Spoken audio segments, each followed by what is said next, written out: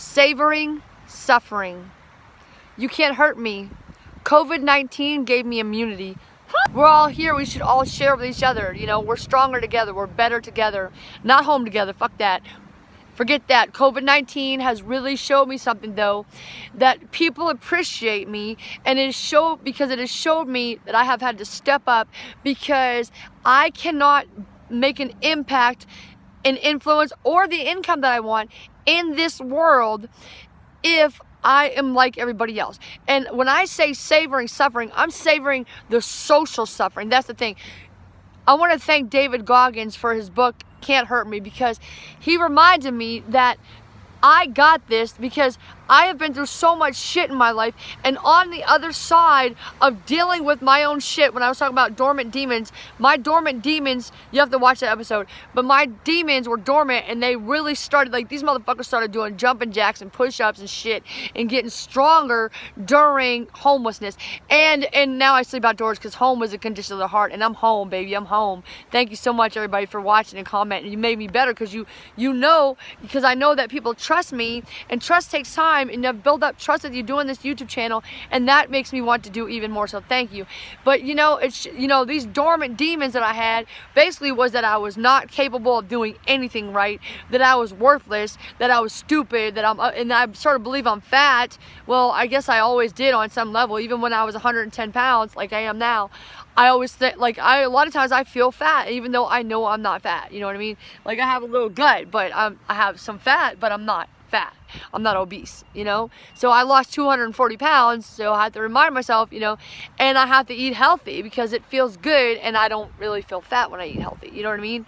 I don't physically or mentally feel fat, so I realized that these demons were coming out, because you feel very insecure, and you feel a lot less worthy when you don't have money, when you're not earning an income. And then when you start to tell people you're doing a YouTube channel, and they laugh in your fucking face, and you know, oh, you can't make money off YouTube, or no, it's too hard, or whatever, and you realize that they admire you, and they're just stopping you because they don't want to see you make it, because then that will prove that they shouldn't do it, because they can stay lazy and they don't have to do it, because that's what they want to do. They admire you, and they don't want to see you make it.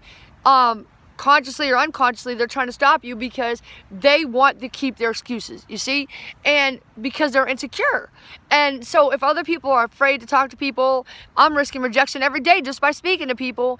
Other people are afraid to say their feelings. I gotta say my feelings. If other people are afraid to talk to people, I gotta speak to them. If other people are saying, how you doing, baby? You fine. You know that you fine.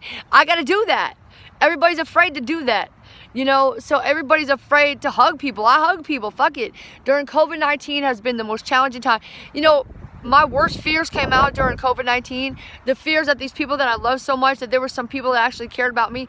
Actually, that is true. There is somebody who cares about me. And I love you too, Andrew. And, alright, I love you, Ricky, as a brother. Mi hermano, okay? But, you know, and there's a lot of people actually that, and I don't want to get into all that because I don't get distracted, but I know that my family loves me in their own way, like, and they have loved me with their dollars, Jonathan, Emily, thank you.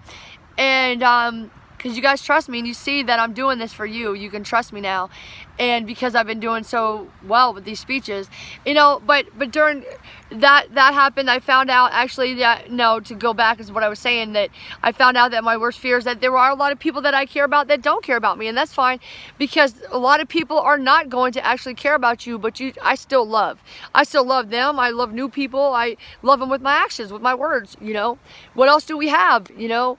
By lifting people up, encourage them, even though I know they don't care, I still tell them they're worth it, still tell them you're infinite in value.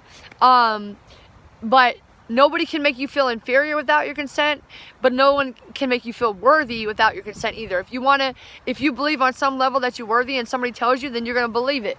You know, just like he says in the 4 agreements. Check out the 4 agreements too. And he says, don't take anything personally. And if you do take something personal, it's because it's of personal importance. You believe that everything is about you because you don't like yourself. And so everything's about you, and you take it personally, and it hurts your feelings, and it makes you worse. You know, it makes you feel worse. It makes you do less. It makes you overweight. It makes you average. It makes you what's the word?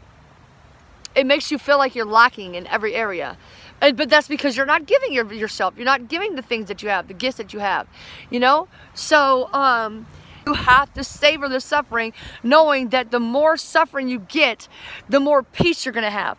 The bigger the challenge, like during COVID-19,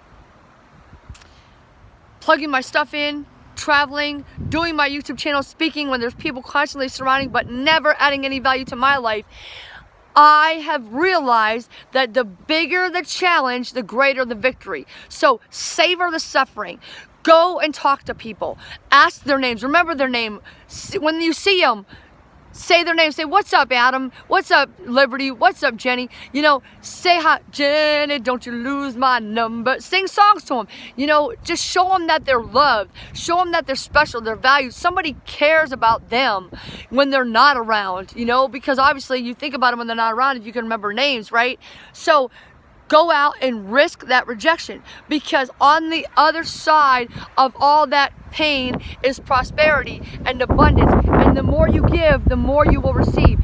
The more I go out and give money to people and they tell me they don't want it, oh, it's okay.